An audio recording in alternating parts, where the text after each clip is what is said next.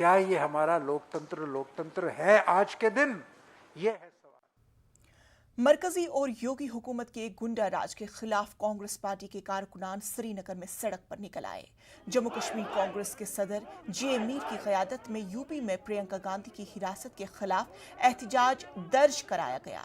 इन मुजाहिरीन ने श्रीनगर में कांग्रेस भवन गेट से जबरदस्ती बाहर निकलकर लालचौक की तरफ बढ़ने की कोशिश की, लेकिन पुलिस ने इन मुजाहिरीन को ऐसा करने से बाज रखा और उन्हें गिरफ्तार करके कांग्रेस भवन के बाहर सड़क पर ही रोक दिया गया।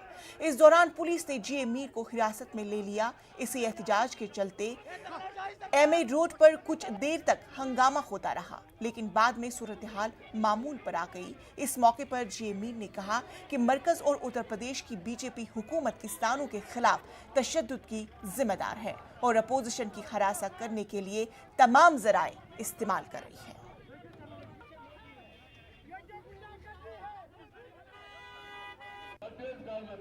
और योगी सरकार अभी तक भी उन गुंडों को, उन हथियारों को कोई भी एक्शन नहीं ले रहा है।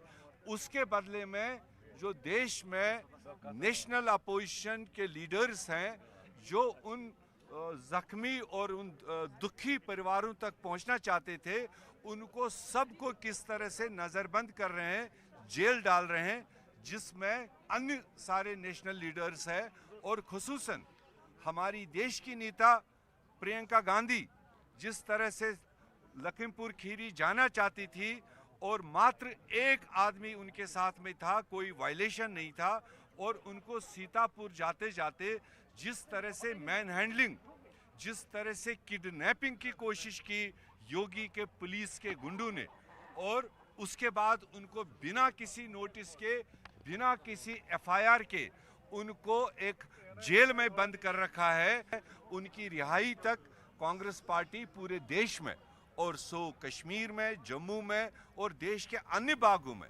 तमाम रैंक एंड फाइल यही डिमांड करेगी। मोदी सरकार, योगी सरकार को अब मॉरली इस्तीफा। वहीं जम्मू में कांग्रेस कारकुनान